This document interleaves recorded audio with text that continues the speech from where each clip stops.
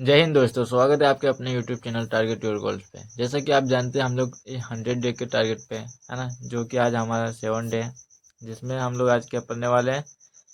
Question number 19, आधुनिक लोकतंत्र व्यवस्था में सत्ता के साझेदारी के अलग अलग तरीके क्या हैं। यानी कि आधुनिक जो लोकतांत्रिक व्यवस्था है उसमें जो सत्ता की साझेदारी है उसका अलग अलग तरीका क्या है। ये क्वेश्चन बहुत ही इंपॉर्टेंट है। 2009, 2010, उसके बाद 2012, फिर 2020 और 20 में आकर के रुक गया है, यानी कि इसके बाद आया नहीं है। तो हो सकता है आ सकता है ना। तो हमारे लिए इम्पोर्टेंट हो गया है, तो हम इसको अच्छे तरीके से देखेंगे। तो चलिए इसका आंसर देखते हैं। आधुनिक लोकतांत्रिक युग में प्रत्येक शासक की यह कोशिश होती है कि राजनीतिक सत्ता में अधिक से अधिक लोगों की साझेदारी सुनिश्चित की जाए।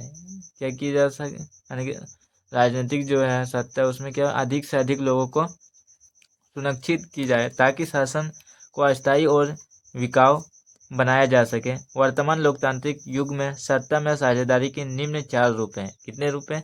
निम्न रूप 4 हैं। ठीक है। नंबर 1, सरकार के विभिन्न अंगों के माध्यम सत्ता का विभाजन। सामान्यतः सरकार के 3 अंग होते हैं। कितने अंग होते हैं? 3 अंग होते हैं। नंबर 1 विधायिका, नंबर 2 कार्यपालिका और न्यायपालिका। ये 3 अंग होते हैं। ठीक है, सामान्यतः। नंबर 2, जब विभाजन अथवा सीमांकन दिया जाता है तब उस शक्तियों का पृथक्करण कहा जाता है।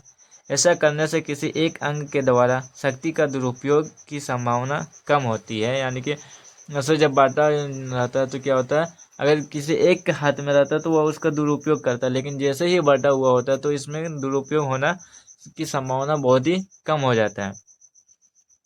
नंबर 2, विभिन्न स्तरों पर गठित सरकार के बीच सत्ता का विभाजन।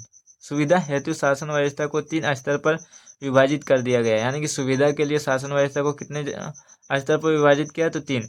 राष्ट्रीय स्तर पर केंद्र सरकार, प्रांतीय स्तर पर राज्य सरकार तथा निम्न स्तर पर स्थानीय सरकार। यानी कि जो केंद्रीय सरकार होते हैं, जो उच्च में होता है, राष्ट्रीय स्तर पर होता है, उसमें क्या कर दिया गया? केंद्र सरकार में विभाजित कर दिया गया। और जो प्रांतीय स्तर होता है उस पर राज्य सरकार तथा निम्न स्तर जो नीचा स्तर होता है उसमें क्या कर दिया? स्थानीय स्तर को कर दिया। ठीक है। इसी उद्देश्य से 3 सूचियां बनाई गई और उसमें कितने सूची बनाई गई? 3 सूची बनाई गई, जिसमें संघ सूची, राज्य सूची और समवर्ती सूची होते हैं। संघ सूची केंद्र, राज्य सूची राज्य के लिए और समवर्ती सूची जो उसके नीचे आते हैं। ठीक है।